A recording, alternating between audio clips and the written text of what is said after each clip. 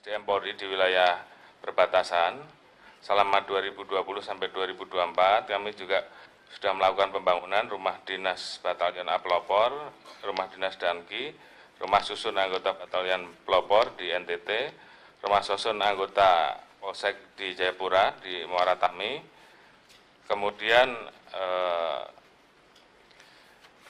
pemenuhan personel untuk di wilayah perbatasan yang tersebar di 15 Polda dan 54 Polres sebesar 23.704 personil. Sebagaimana tadi disampaikan bahwa beberapa kerawanan yang memang harus kita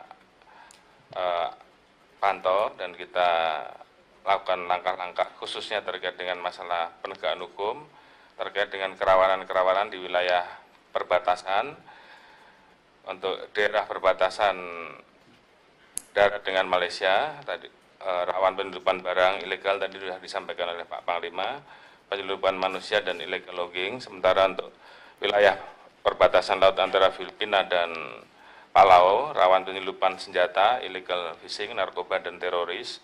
Kemudian daerah perbatasan laut dengan Thailand, Malaysia, Singapura, India dan Vietnam, ini rawan penyelundupan barang ilegal, penyelundupan manusia, illegal fishing, narkoba dan teroris.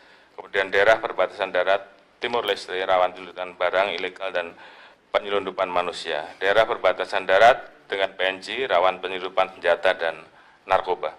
Kemudian terkait dengan data tindak pidana di perbatasan, kalau kita uraikan di tahun 2022 terdiri dari narkoba, TPPO, illegal fishing, penyelundupan barang ilegal dan penyelundupan senjata yang sudah kita ungkap di tahun 2022 sebesar 173.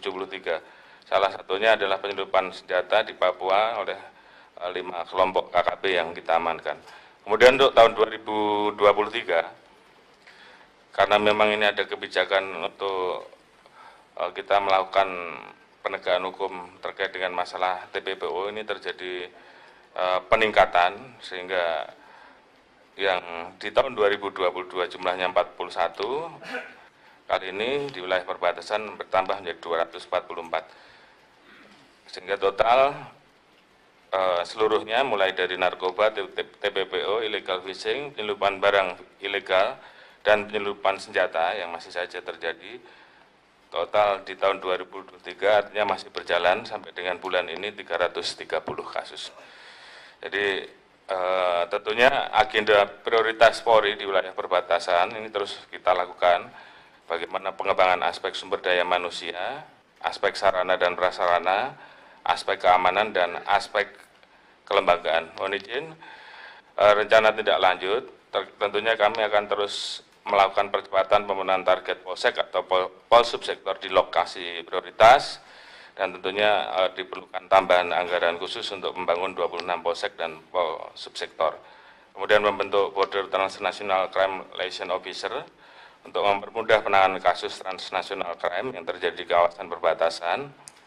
Kemudian melakukan optimalisasi penegakan hukum dan penguatan kerjasama penanganan kejahatan transnasional khususnya di wilayah perbatasan. Kemudian kami tambahkan bahwa kami saat ini sedang mempersiapkan meningkatkan kerjasama penanganan kejahatan transnasional crime. Beberapa waktu yang lalu kami melaksanakan kegiatan SOMTC, pertemuan Kabar Reskrim tingkat ASEAN, dan akan kita lanjutkan dengan IMMTC yang akan kita laksanakan tanggal 19 di Labuan Bajo. Ini dihadiri oleh para kepala kepolisian.